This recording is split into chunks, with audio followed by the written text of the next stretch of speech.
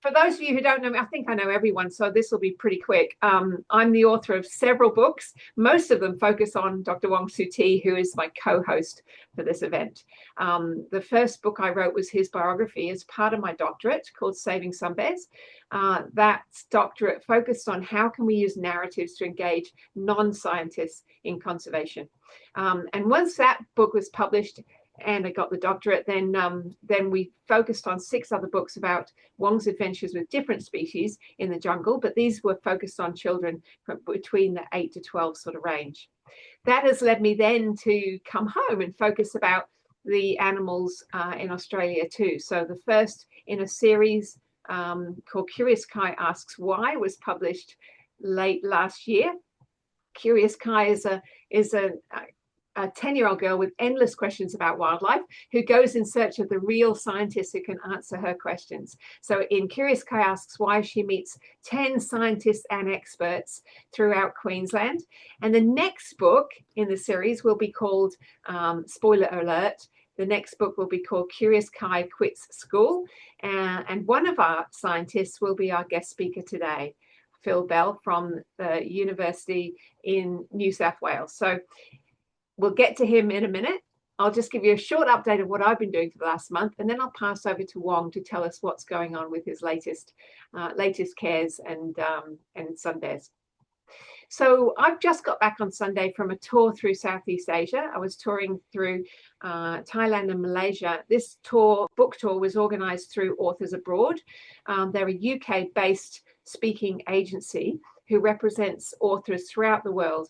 And they usually align authors to international schools throughout the world. So they did a marvelous job. If anyone's interested in knowing what they do, I've put their website there if you're interested in finding out who are the other authors in their stable and what they do.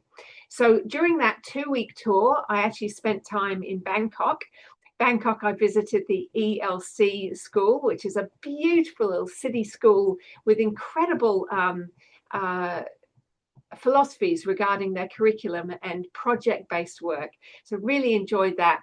You can see a picture of me there in their library, which is actually a 100-year-old old Thai home right in the middle of the city. It's gorgeous. I got some lovely feedback from the kids there, and I was working with kids from prep all the way up to year 6 in that school. Then I flew to Penang. This is the state that Wong actually comes from. I spent time there at St. Christopher's International School. And from there, I flew to KL. In KL, I went to the Alice Smith International School. I also went to the Nexus International School in KL as well, and spent some time with their incredible staff there. It was quite awesome to be welcomed to their library with these signs that made me feel a bit like a celebrity, which was very nice. And Nexus School has a really interesting sort of a philosophy, a cultural and ecological philosophy. So they actually have a forest school there, as well as having a staff that are really environmentally conscious. From there, my last school was in Johor Bahru, which is in the southern part of Malaysia. And that was at a school called Marlborough College, which is one of the best known international schools in the country. So, and I arrived there on book week dress up day. So that's Dan, the librarian, with me and meeting me and my puppet, Ponga. So that was really good fun. While I was in KL, though, I also spent time with Wen Bing, who's here today. Wen Bing is the illustrator of one of my books, Wildlife Wong and the Sumatran Rhino. And he and I have just been working on a project together.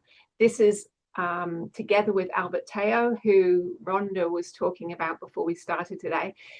Albert is the founder of river lodges in Sukau River Lodge and Utan River Lodge on the Kinabatangan River and in Tarban Wildlife Reserve. And he's also one of our members who's come and done some speaking, done a guest speaker slot with us as well. So Albert asked me at a recent conference that Rhonda organized, he asked me whether I would write a narrative about his lodges. So Albert and I have been working together on this project, Tim's Tiny 10. And just in case you can't read the small writing, I'll read it for you. It says, orangutans Lucky and Hope love watching humans from the tall fig tree. Their favorite human is Albert, who built the lodge. One day, Lucky overhears humans using an unfamiliar word, retirement, and she's worried Albert might be leaving. She calls a meeting of all the rainforest animals, big or small, to discuss what this means for their survival. After the story, learn about some of the smallest animals in Borneo, and discover where you can find them and collect points as you go.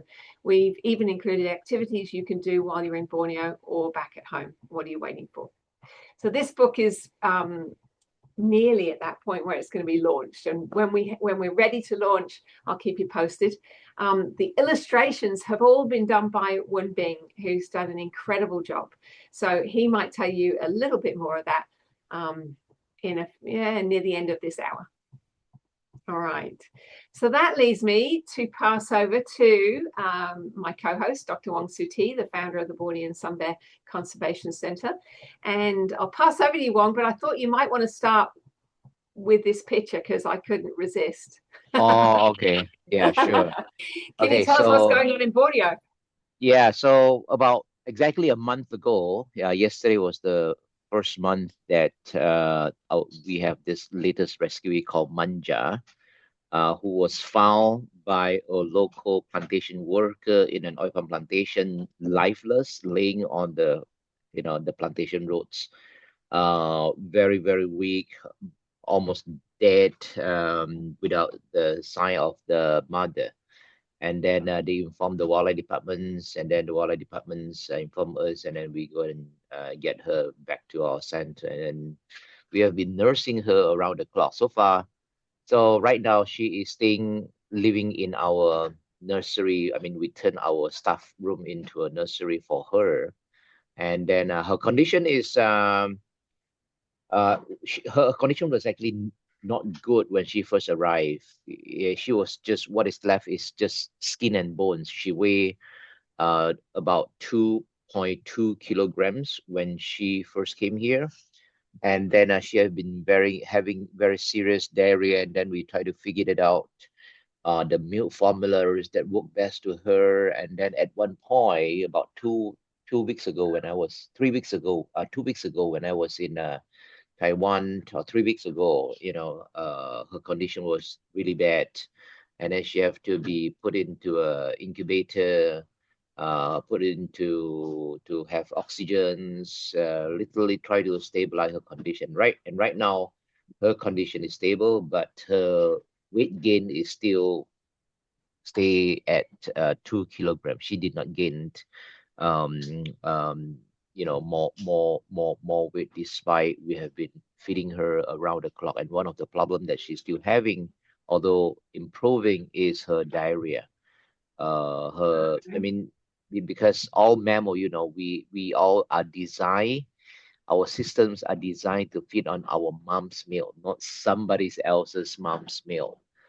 So trying to get the ratio right, and trying to get um, the her dehydration, the diarrhea problems, is still we are still figuring it. In the past, we have tried many ways, including trying to. Well, right now we are feeding her with the puppy formula, and also goat meal, and try to figure it out, the right ratio, the right concentration. And in the past, our experience is, once we got that ratio and the concentration correct, the diarrhea of a bear cub uh can stabilize. So she's getting better now. Her feces right now is turning more and more solid.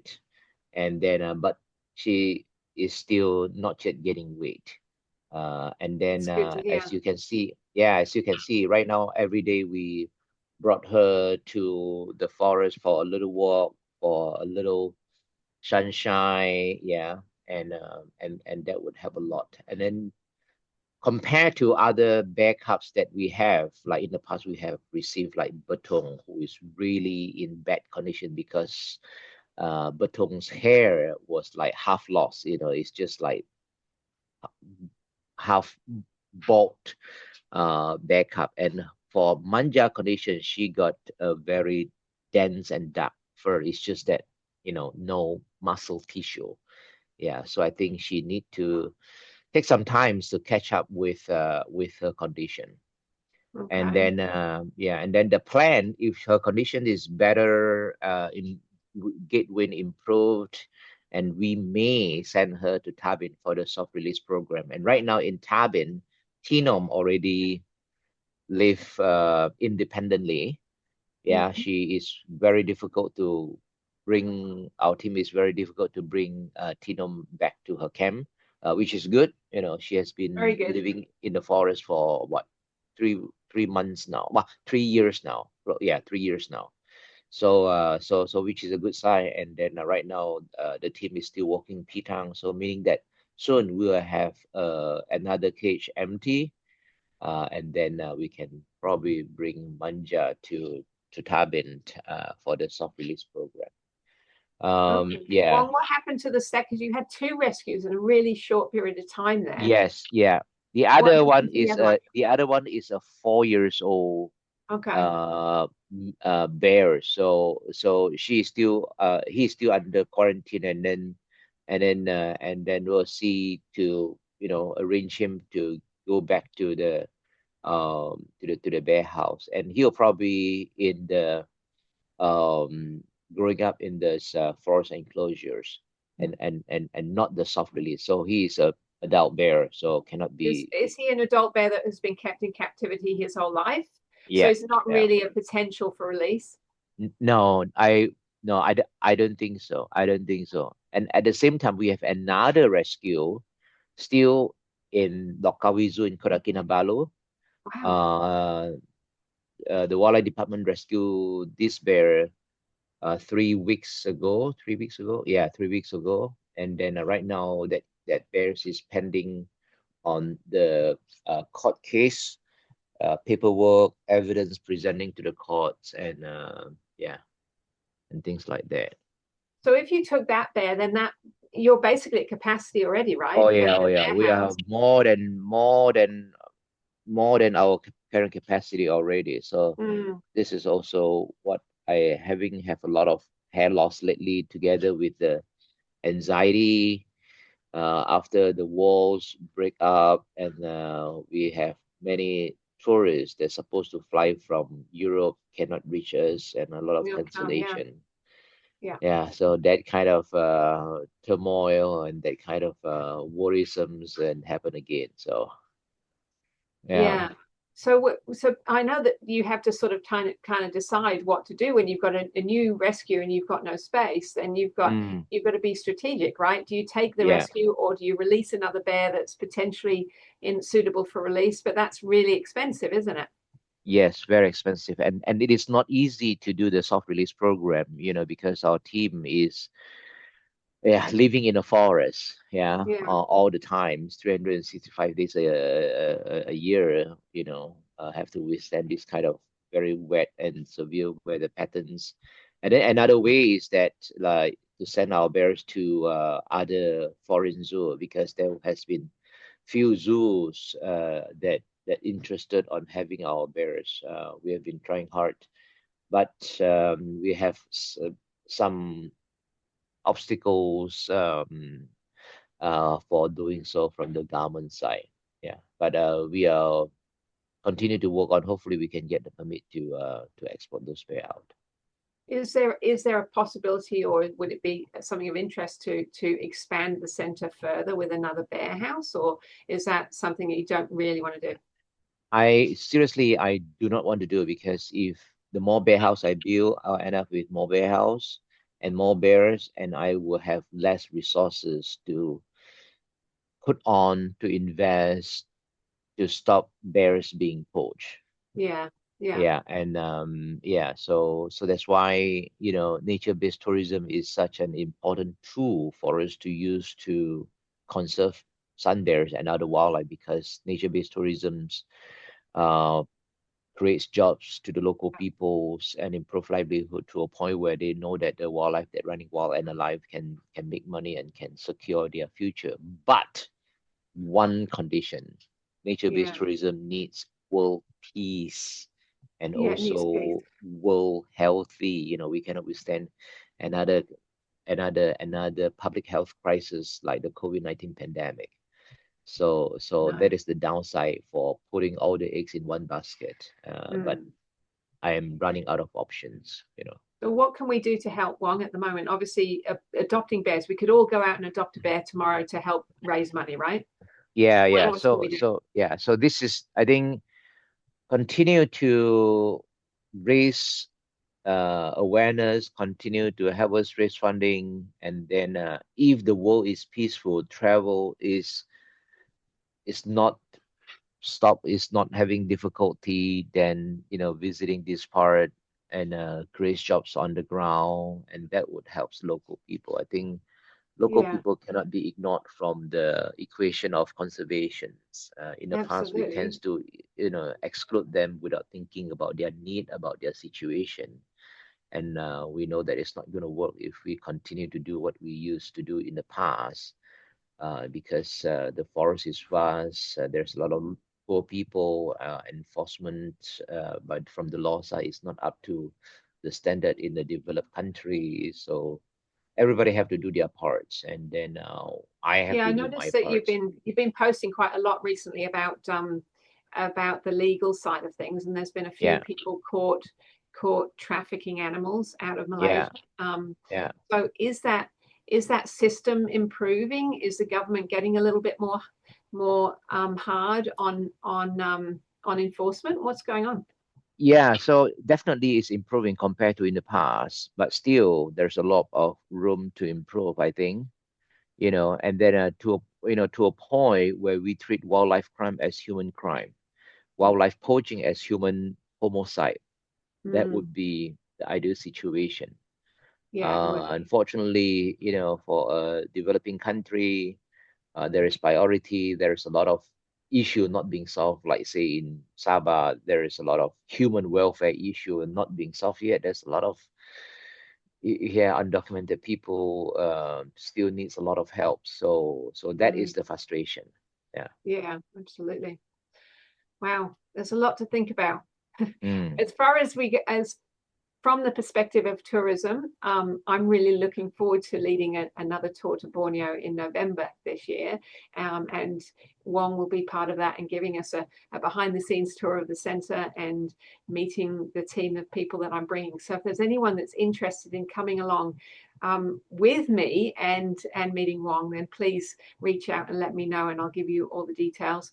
Or you can go straight to my website on saraharpai.com and look at the itinerary that we've designed together with Wong and Albert Teo, the person Wong Woon Bing and I are doing a book with at the moment. So yeah, please come along. Are there any examples that you know of tourism groups who successfully reported on any signs of poaching Yes, that was sort of actually, always hope and do yes. In so? the past, along the Kinabatangan River, it is the tourists on the boat that saw a floating sun bear carcass, Oh, floating elephant carcass, and things like that. So yes, definitely, if we put more eyes out there, and the people is from our side, meaning researchers, nature-based tourists, then when they see any kind of unlawful activities or evidence, they will definitely report to the authorities. So that's why I said, the forest is vast. We cannot stop people from entering the forest. However, we can put what kind of people in the forest. If we Mm, put our kind of people, then the forest will be a lot safer. If we don't put people in the forest, and then other group of people, the other side of people will go in. Yeah. and would it be worth sort of spreading the word a bit more amongst tour guides and tourists? Absolutely, absolutely. Good. Any kind of illegal activities, uh, make sure they are not hesitate to report. Like just like the bear rescue last month, in this mini zoo in Kota Marudu. It was a tour guide that saw this guy posted a video of his visit to this particular recreation park, with fake dinosaur and also a mini zoo. And then he sent this video to me. He alert me, and then I pass it to the wildlife departments, and then they take actions, and then go and check on the mini zoo. And sure enough, a lot of animals without proper permit. Then he got busted. Well Yeah. done. Right. Yeah, so we need more eyes to be out there to make sure that, like, say for example, last month also, another case of a restaurant, underground restaurant in Sampurna serving pangolin meat. Yeah, Oh, with God. live pangolin being discovered in the restaurant. So things like that, we need a lot of ears and eyes out there, and because the enforcement only have limited set of eyes and ears, and if all the general public aware that this is illegal, this is what they can do to help.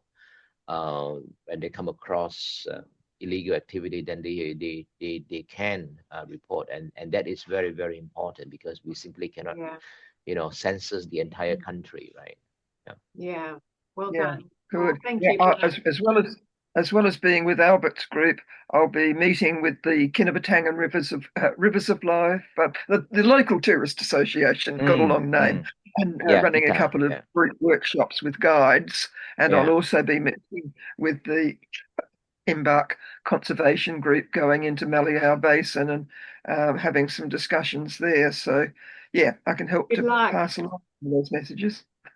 I'm hoping you'll share that with us when you get back and tell Of us how it course. went there on that. That'd be good. And Well maybe done. if you could let us know some of the particular things to look out for, some of the things that may not be quite so obvious. Yeah, that'd be good. That's a good Yeah, idea. yeah, sure. All right. Well, it's probably time for me to pass over to our guest speaker for this month. So let's give you a little bit of a picture rundown there. So we're actually going to be, our guest speaker today is Professor Phil Bell from the University of New South Wales, who's going to be talking from the other side of things, the illegal trade also of Mongolian dinosaur bones. I'll tell you, I've been so looking forward to this, Phil. So Phil and I met because he will be one of the experts in my next book, Curious Kai Quits School. Curious Kai is actually heading out to Lightning Ridge, one of the only places in the world that you can find opals, and the only place in the world that you can find opalized dinosaur bones. Kind of a cool spot. So in the narrative, Curious Kai will be finding a bone and taking it all the way to Phil to find out what type of dinosaur this is. So yeah, I've had a lovely time spending time with Phil in his incredible lab and museum. The museum is pictured behind him as well. And thank you, Phil, very much for being here to share your knowledge with us. No worries. Thanks for having me. I will just bring up my slides now. All right. Hopefully that is landing on page one. So from conservation of living things to conservation of things that are long extinct. We missed the boat here by about 70 million years, but there's still something we can do in terms of preserving the remains of these things. So I'm a dinosaur expert, I guess you would call it. And I spend a lot of my time working overseas, Canada, and also Mongolia. So I'm going to take you on a journey into Mongolia's Gobi Desert. I assume that the slide actually advanced then. So let me know if anything seems off. The Gobi Desert is, unlike the photo here, is not really a sandy desert. It's a stony desert. And the stones for us, if I can advance, are typically late Cretaceous rocks. And I'll go through some of the ages in a moment and what that means in terms of geological time. But suffice to say, the rocks in the Gobi Desert are really famous among paleontologists for the wealth of dinosaur bones that they preserve. In the bottom left there is a photo of the very first dinosaur eggs found by Western scientists. This was an American Museum of Natural History expedition in the 1920s that uncovered the first fossil eggs from this locality here, which is aptly named the Flaming Cliffs. Now, as promised, a little primer on geological time, because I understand that most of us deal with more recent time scales. So life has been around for about 500 million years, which is broken up into different time slots, as you can see in this picture here. So modern day up the top, 500 million years or so down the bottom. Now, dinosaurs occur in the Mesozoic era. This is a period from about 250 million years ago to 66 million years ago. The rocks I'll be talking about in Mongolia are around about 70 million years old, so close to the end of the demise of the dinosaurs. Now, Mongolia, as I said, is very well known for its fossils, beginning with Western exploration in the 1920s, with a number of expeditions by the inimitable Roy Chapman Andrews, who's pictured in the left of that upper image. And it was on that, one of those expeditions that they found the first dinosaur eggs.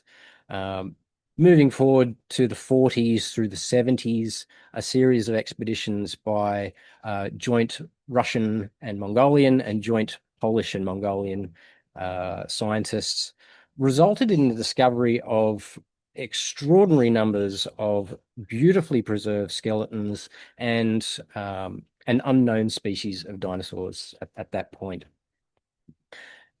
Those expeditions were so successful that they've become kind of folklore in paleontological circles. And some of the discoveries that are shown in these photos here, I guess, tell the story why. The skeletons are beautifully preserved. Some of them, like that pair of arms in the middle there, were so enigmatic at the time that they captured our imaginations. So fruitful were those early expeditions by the Russians and the Poles that very often they didn't even have the resources or the time to collect everything they found. This is a photo I took in 2008 of a skeleton of an ankylosaur, which I'll show you in a moment, that was abandoned by a Russian expedition, probably in the late 40s. In the top right there is a black and white photo showing some of the methods that the Russians used to use in excavating their finds. So they would dig a big trench around the skeleton, the trench you can see in the left-hand image.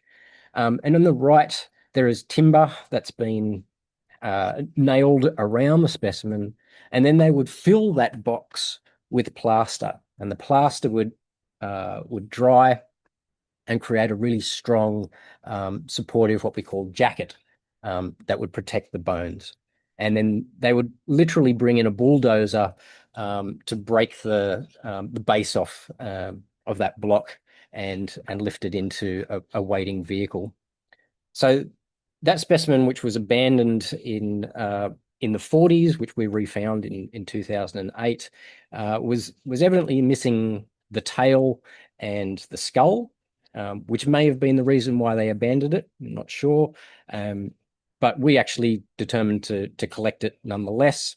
And the ankylosaur is this funny looking animal in the top right there. It looks a bit like the Australian thorny devil, but they're the size of a car. So they're covered in armor, a generally kind of ugly kind of brute, but a relatively rare type of animal, even in Mongolia.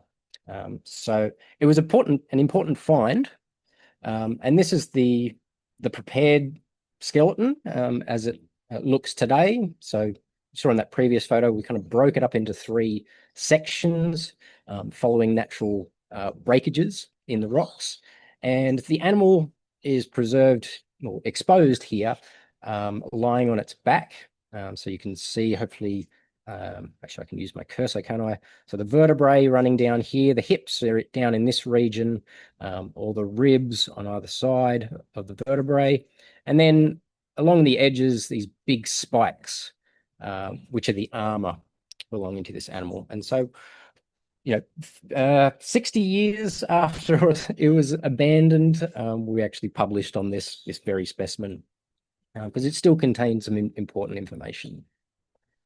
So my introduction to Mongolian dinosaurs started in 2008 on that same expedition as a PhD student. And I was studying this animal. This is a thing called Saurolophus, a huge plant-eating dinosaur, about the size of a T-Rex. And this particular species only comes from Mongolia's Gobi Desert. In particular, it's well known from this locality, which is called the Dragon's Tomb. And it's so called because there's not just one Saurolophus here, but possibly dozens. And the extent of the deposit, which is illustrated by the dotted line there, it's about the size of a tennis court or more. And there are literally bones and skeletons scattered across this horizon.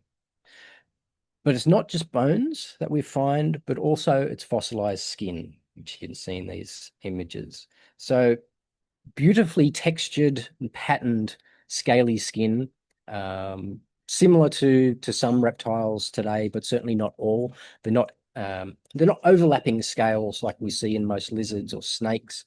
The scales sit side by side, more like a crocodile or some varanids, some goannas.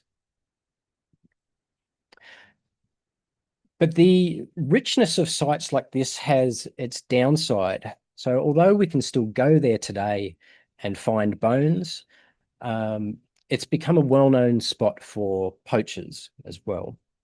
So on the left-hand side, there is an entire rib cage of a Saurolophus that's been hacked out of the ground in the top right as part of the jaw of one of these animals.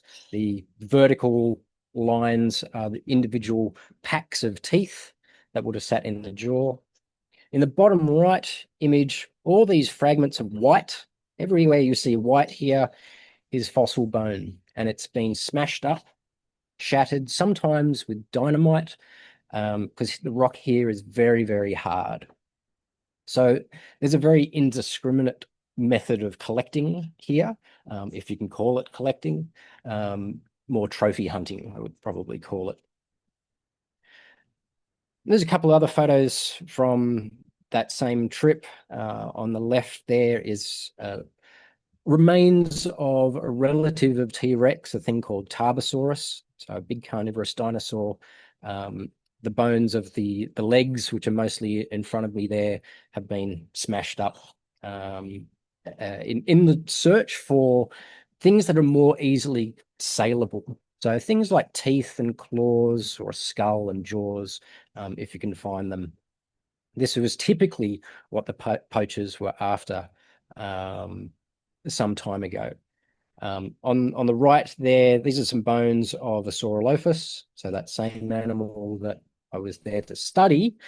I've pieced them back together in this particular shot, but they were thrown down the hillside behind me, again, hacked out of the ground in the search for something that was a bit more interesting than just legs and vertebrae. This is a short, very short video that I took last year or the year before, just showing one of these poached sites. So just as a primer, all the splinters of white that you can see in front of you, this is all bone. So hopefully, here's the remains of a poached theropod, probably an ornithomimid. And that's bone downhill.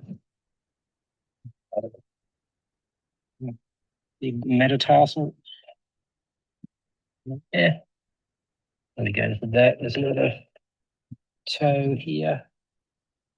Another toe there. More. this is what we deal with in Mongolia.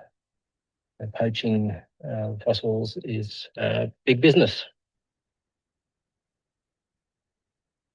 So the kind of crater that you can see on the right there, that's where this specimen would have originally been. So they've hacked out everything in the search. Again, probably looking for the things like claws. These types of animals don't have teeth, so that would have eluded them.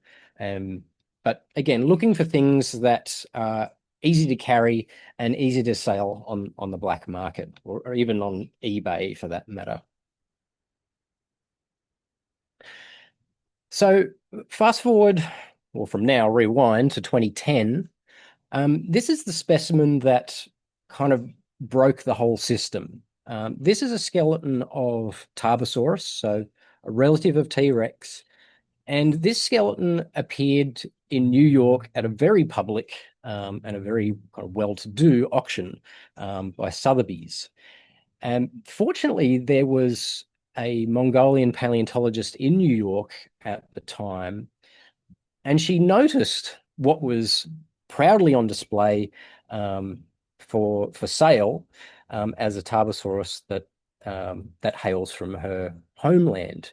Now, there's a painful loophole in the legal system where, although fossils are illegal to export out of Mongolia, once they're out and in another country, they can be legally sold. You are just dealing with contraband products at that point. But in America and in many other places, if those fossils end up there, then they can legally be sold. So that paleontologist was able to halt that particular that auction and bring it to, I guess, the public's attention, and certainly to the legal department's attention. And on the back of that, many fossils were eventually repatriated to Mongolia that had been illegally exported, but then legally sold. And you might recognize the Hollywood actor there, Nicolas Cage, who got caught up in this, who legally purchased one such skull of a Tarbosaurus that had been illegally taken out of the country. So he, like many others, had to return their contraband goods. So why is there this black market? Well, the price tags on these couple of examples say it all. $44 million for this Stegosaurus on the left, and $30 million for this Ceratosaurus on the right.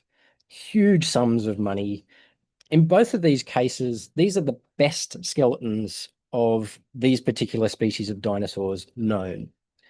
And in both cases, those skeletons have been lost to science. They've now disappeared into private collections, probably sitting with someone's Rolls-Royce collection so they can show to their wealthy mates. It's a really disturbing trend in the fossil trade.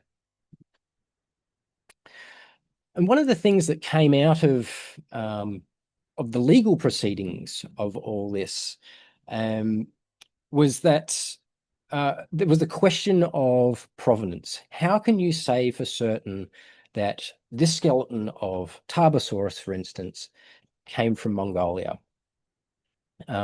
Even the American Museum of Natural History paleontologist Mark Norell said down here, we can only be reasonably certain that such a dinosaur came from Mongolia. But to someone like me, that's an incredibly frustrating comment, because it's like saying to someone like Wong, how can you prove that sun bears come from Borneo? They only come from Borneo, just as kangaroos only come from Australia, just as Tarbosaurus only comes from Mongolia. So we can be 100% certain that these things come from where we say they are.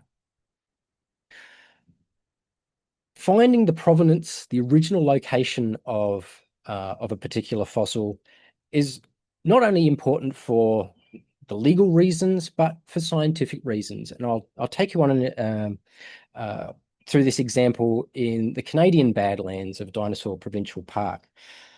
Dinosaur Provincial Park is another exceptional place to collect dinosaurs. These badlands expose rocks that are a similar age to those of Mongolia. It's an area roughly 20 kilometers long by up to 7 or 8 kilometers wide, exposed along the banks of the Red Deer River. There are around about 40 or 45 different species of dinosaur that have been found from these deposits alone. And that's about 5% of all dinosaur species that we know of. So just for one area of Badlands, it's a phenomenal diversity of species. Now, that sounds very impressive at face value, but if we look at the geology carefully, if we look at the rocks, they're not all the same. And in fact, we can divide them into 3 different, very different packages, if you like. And we've given them different names. Down the bottom is the oldest of the formations, which are called the Old Man Formation. And then the upper portion is divided into the lower and upper Dinosaur Park formations. And reading those rocks, we can see that they represent very different environments as well. At the bottom, the Old Man Formation represents a relatively inland environment of braided rivers, so rivers that were moving a lot of sediment around. In the Dinosaur Park Formation, we're getting closer to what was the inland sea at that point. The gradient of the slope, the land, is much lower, and so we get slower moving, meandering rivers. And then finally, at the very top of the Dinosaur Park Formation, we actually start to see the first deposits of the coastline and even the inland sea at the time. So we're looking at a progression of what we call relatively upland environments to near coastal environments. Now, if we pinpoint where all of our species of dinosaur come from in that package, then they're not all living together. Those 45 odd species are actually distributed in very predictable ways that relate to the ecology of these animals. Each of these species, just like modern species today, have a very nuanced and refined environmental preference. And they didn't stray from that particular environment. So certain animals would have been adapted to eating a certain type of foliage that was available at a particular time of year. And so they stuck with those certain environments. So how do we take a poached Tarbosaurus that's in New York and place it in the context of the Gobi Desert, somewhere as expansive as that? It doesn't seem like an easy task. And even if you were to go to one location like this one, you can see the variability in the rocks and the different types of environments that would have been present back in the Cretaceous. And those different kinds of rocks actually give us a clue. So from this photo, you can probably make out there are different colors of rock. Some of the rocks kind of protrude from the cliff edge. That's because they're harder, and others are a bit more recessed because they're softer and they weather out quickly. Now, all of these properties are because of the different types of minerals and elements that are present in these rocks. So a red rock should have a certain composition compared to one of the grayer or tan-colored rocks. Now, theoretically, we should be able to identify what those particular elements are and the concentrations of elements in those rocks. And each of those rocks would then have what I call a geochemical fingerprint, a unique fingerprint of their elemental composition. If we were to then travel around the Gobi Desert to some of these locations that I've marked here, we could then potentially build up a complete picture of the geology of the Gobi. And just maybe then we could find what our geochemical composition of our poached Tarbosaurus is and find a nice match for it. So in order to do this, I had a number of questions. First of all, I needed a piece of equipment that was lightweight and portable, that I could take around through the desert, and that would also be easy to use, not just for me, I'm not a geochemist, but also for people as end users, people working in the customs offices, in the courts, in airports. And that piece of kit should be relatively easily attainable too. And so, not overly expensive. And we want rapid results. There's no point in waiting weeks or months, sending off samples to a lab to get your results. And fortunately, there is just such a piece of kit that allows us to do this. This is a portable X-ray fluorescence gun machine, or for short, a PXRF. And within the space of a minute or so, on the right-hand side, you can see the elemental composition, SK, Ca, Sc, and so on, and the percentage or parts per million that particular element makes up that particular rock.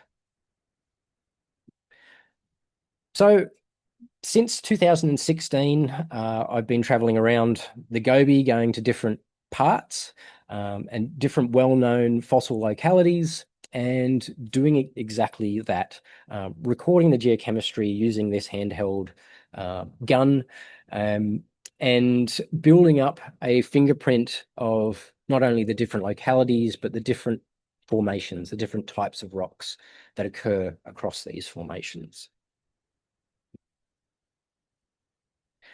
This is what it looks like out on site. The Gobi Desert is a vast area. It extends into northern China as well, but all of my efforts have been concentrated on the Mongolian side of the border. We have some pretty glamorous camping setups out there.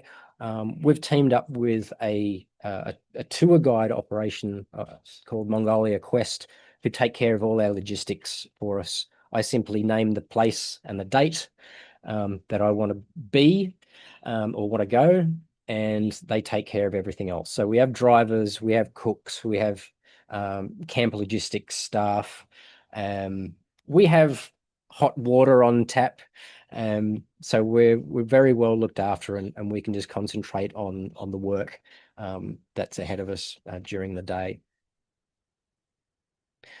And when we're out on site, it's simply a matter of walking. There's no real method for finding fossils other than keeping your eye on the ground and looking for weathered bits of bone that might be falling out of the hillside.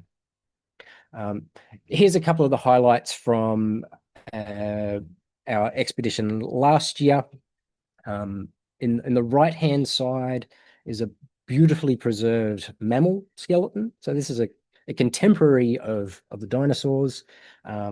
It's about the size of a rabbit and just perfectly preserved.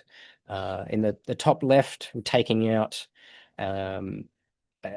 mostly a small theropod, small carnivorous dinosaur, but there are scattered bones of lizards, of mammals, and a variety of other things in the same block. We've covered it in plaster and hessian here, giving it a protective case to take it out of the ground. There's fossil footprints here, and on the left here is an amazing Tarbosaurus tail, which is actually at the Dragon's Tomb, which I showed you earlier, and it's preserved skin as well. So that's a really exciting find. So returning back to this whole geochemical fingerprinting thing, we published this in 2017, our preliminary results, but as I've indicated, the work is still ongoing. And the two kind of flow charts on the left and right there just illustrate that we're able to not only distinguish where a particular fossil or skeleton comes from in terms of the location, but also the formation, so particular discrete package of rocks within that location. So the predictive powers are really exciting, really promising for helping to repatriate some of these poached fossils. This is some of the subsequent work that we've been able to help with applying these methods. This is a poached, well, it's 3 poached skeletons actually in this one particular jacket. It was seized at a customs checkpoint at the airport in Mongolia. It was very inadequately collected, clearly a rush job, but it preserved 3 skeletons of what was then an entirely new species of dinosaur. So a really significant specimen that was very close to being lost. And we were able to apply these geochemical methods to help identify where it had come from in the Gobi. This is another example. I showed you the photo on the left there earlier on. So this was a pair of arms that was found by the Polish-Mongolian expedition in 1971, I think.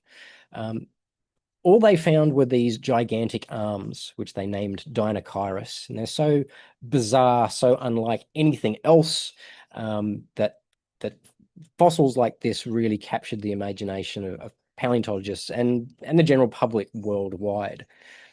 Until 2013, I think it was, these arms were all that was known of this particular species. What the rest of it looked like was a total mystery.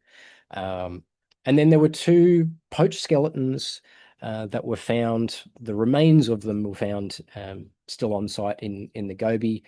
And parts of the poached skeleton, including the skull, remarkably turned up in Brussels, in Belgium, and was acquired by a colleague of ours at the Natural History Museum there, who, of course, recognized that this was something entirely unique and was also something that was from Mongolia. So there was an enormous effort then to repatriate the skull and the remains. And incredibly, some of those bones in Belgium were able to be matched, joined like jigsaw pieces to rocks collected from the poached skeleton in Mongolia. So we knew that this skeleton that turned up in Brussels was the same skeleton that had come out of the ground in the Gobi. And the photo down below there, I think that was 2014, when it was first unveiled to a small number of scientists, and to me in the red shirt there when I had short hair. And I like showing this photo because it shows the bewilderment on all of our faces at just how bizarre this animal really was. It kind of was beyond all of our imaginations. So a really incredible fossil repatriated that was nearly lost to poaching. Today, there are huge numbers of fossils that have been returned that lack provenance information. We simply don't know where they come from yet. And part of my work is to try and restore that information. These photos are taken from a warehouse in what's the old Natural History Museum in Ulaanbaatar. These were all poached fossils, all returned either from overseas or stopped at the border. And we have a lot of work ahead of ourselves to, like I say, find where they actually came from within the rocks.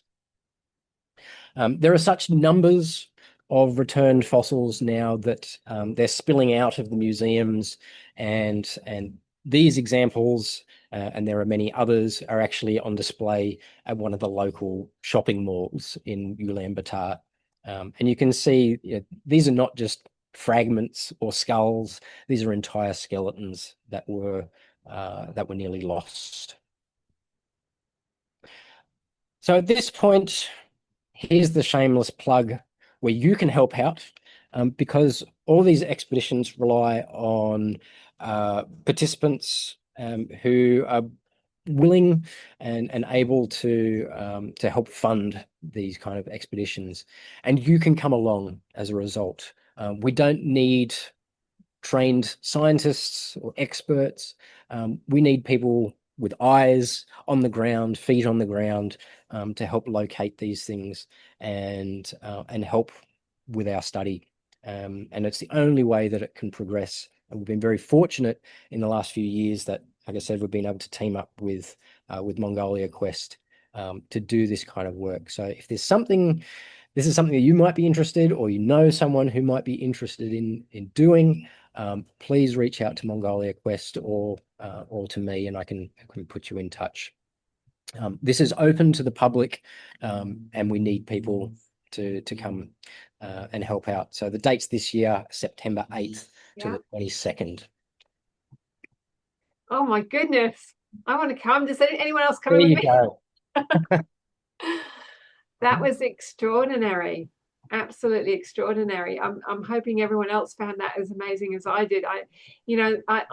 There's a story I tell in Saving Sun Bears with Wong, in that when Wong, you had to go into the courts and try and explain to people that poached parts were bear parts, and here's Phil doing it with totally ancient bones, not actually recently killed animals. The synergy is extraordinary.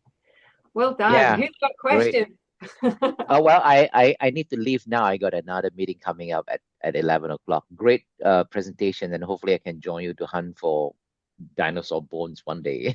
That'd be great. All Thanks right. for coming Okay. along. Well, yes. Okay. You Thank are. you. You guys continue. Yeah. Sorry. Who else has a question? Yeah, Phil, I do.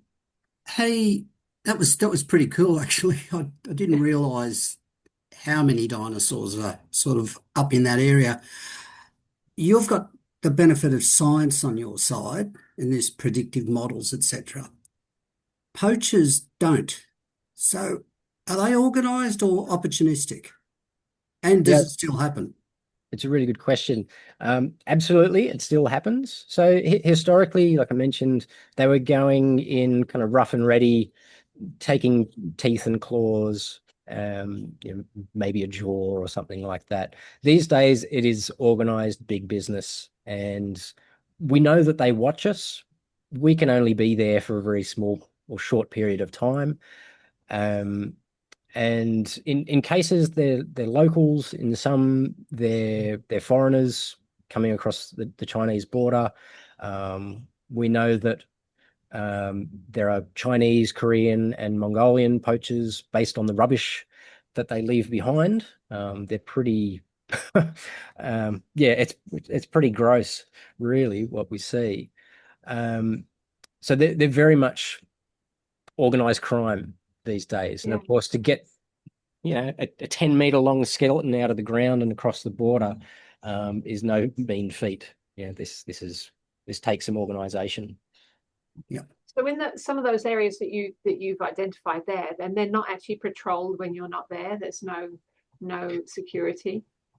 So it is all part of a national park, which is protected by law, but simply the resources don't exist. I don't know if it's changed, but and very recently, a few years ago, there was a single ranger that could patrol this vast expanse of the Gobi, and we're talking hundreds and hundreds of square kilometers, with virtually no roads. And that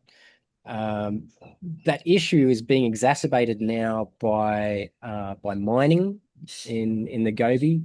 The Chinese have put in a huge amount of money into infrastructure, because the Mongolian government simply don't have the resources to build roads in these parts. And so they've struck up deals with these Chinese mining companies. Australia is also involved too. So I'm not pointing fingers, or maybe I am. We're equally responsible for changing the landscape here. With this idea of repatriation, is Mongolia prepared to repatriate the number of potential skeletons they might get back? Well, I think they've become overwhelmed now with the number of things that have been returned. So there were, well, what is now the Mongolian Paleontological Center, which is who I work with. They're a branch of the National Academy of Sciences there. So they're kind of the government fixture in paleontology. They're out of space. And so they struck a deal with the National Museum in Ulaanbaatar to take a lot of this stuff that was coming in from overseas. They're now overflowing. And as I said, some of those skeletons are now turning up in the malls because they need somewhere to put them. So it's an unusual place to go and see a skeleton, but kind of cool as well, right? So do you think over time that they'll start making their way overseas again, but actually have their provenance sort of measured or recorded? Is that a way out of this dilemma? It's still illegal. Gone are the days, hopefully, of colonial paleontology, where you basically get fly in, fly out scientists who smash and grab and take their findings back. And that's a big issue in so many countries. So places like Mongolia still benefit from outsider assistance, because again, they don't have the resources. And so we can help bring money to these kind of efforts through expeditions, and restore some sense of the importance of these fossils. Yeah. That's amazing. Who else has a question?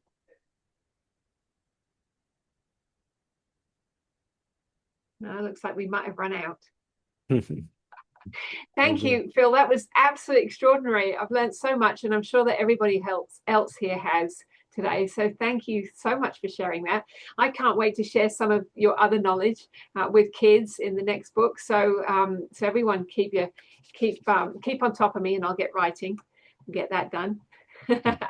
Now we do have, just to finish off, I know we've gone slightly over time, but last month we introduced a new little segment called Mara's Minutes. And this was the idea of, I'm going to pick on one of you guys to give us 3 minutes to talk about something that you've been doing or something that you're passionate about. Today, I'm going to pick on Wenbing. Are you ready, Wenbing? Okay. You got 3 minutes. Okay, yeah. So I think one of the fun stuff for the past few weeks is meeting Sarah finally. So it was awesome. I think we have known each other for a few years. So we've worked on the Sumatran wildlife Wong and the Sumatran rhino book. So yeah, it's great to finally see you. It was a delight. We went out for Chinese together, and it was on the last day of Chinese New Year, so it was good timing. Yeah. And I'm glad you get to see a bit of KL too. Yeah, it was awesome. Thank you. Yeah. So tell us a bit about the other things you've been doing with Wong as well. Yeah. So other than sort of like finishing off the book with Dr. Sarah, and then on BSPCC side, I've been working on 3 more signage. So first one would be the core pillars of BSPCC. So we're working on that. I think Dr. Wong just decided to add the 2 more, to just include the captive breeding and connective habitat at one go, rather than splitting them. As far as the pillars, so he's actually got more pillars. 10 now. Yeah, so now there's 10 of them now. Yeah. All right. And then they've already put up the primates of Borneo. So I'm working on the wildcats of Borneo now. Fantastic. So and these there are are all total. these will all be signage at the Borneo and Sunbear Conservation Centre. Yes. Yeah. Now the size of these is incredible, Wenbing. Can you tell us how big they are? They're usually the animals are life size. Wow. Yeah. So that's awesome. the cat one will probably go next to the primates. Okay. Yeah, and how there many will be primates are there on the primate one? How many primates are represented on this signboard? I can't remember the exact numbers. There are quite a lot. I know there's like two macaque, two gibbon, orangutan, so that's 5. And then you Yeah. have 3 prosimians, so that's 8. And then you have a number of leaf monkey. Yeah. Yeah, That's I lost count amazing. on the number of leaf monkeys. Yeah. And they all come with a bit of information about each of them and their role in the Yes. habitat. Yeah. It's great. Yes. The cats are easier. There's only 5 wild cats in Borneo. Okay. Yeah. And That's then a bit easier. the last one is I've been working on the like, forest. So the forest doctor, forest engineer, forest planters are done. So we are working on the last one, which is the forest farmer. Okay. Yeah. Brilliant. And when So do you let's expect see. that one will be done? Hopefully before you arrive. Fingers crossed. Yeah. Yeah, so it depends on, I mean, some of it I'm still waiting for information from BSPCC, and then we'll see how it goes. Yeah. Another slightly more long-term one is we do plan to put up the milestone and the history of the center, but I think that'll take a bit more time for them to decide what are the events that they want to include, and then to also fact check all the bear arrival and bear release dates. Yeah. Excellent. Well, that's big. So are these signs actually replacing the others, the original sign, well, not the original, but the signage that was designed by the students at the University of the Sunshine Coast? No, they're still there. They'll still be there, and these are just Yeah. augmenting that, yeah? Yes, yeah. The original signs are still in relative good condition. I think Yeah, the one good. going up the staircase, those are still good. Yeah. And then the ones that probably need some update is the bears in the center. I know on platform 2 there are some signage about the bears that they have. I think that's outdated now. They have a lot of new bears and New bears, and some have been released, so whatever. yeah, so it's not, the record is not complete for that now. Okay. Yeah. Oh, well done. You're doing an incredible job. So if you guys want to see the work that Wenbing's doing, probably the best way would be to go on BSBCC's socials or Wong's socials and have a look. Yeah, probably. Yeah. Absolutely incredible work. Yeah. There you go. Your 3 minutes is up. Cool. Yes. Thank you, Wenbin, for the work you're doing. It's incredible, and I've really enjoyed doing the project with you. That we're at the point of finishing. So yeah, for those of you who might want to come to Borneo with me in November, it looks like we might actually have a launch of this project in November on the Kinabatangan River, and Wenbing's probably going to come as well. So that's another reason to come along, I reckon. All right, everyone. Don't forget that you've got to also sign up to go with Phil to Mongolia. That sounds like an amazing adventure. Thank you, Phil, for being our guest speaker, and thank everyone for being here this month. Our speaker next month will be Cassandra Arkansas, who's our bilby expert, just to line up for Easter, because in Australia, for those of you not in Australia, Easter is the time for bilbies. We don't have Easter bunnies here. We have Easter bilbies. So we're going to have an Easter bilby talk. All right. See you guys next month. Thanks, guys.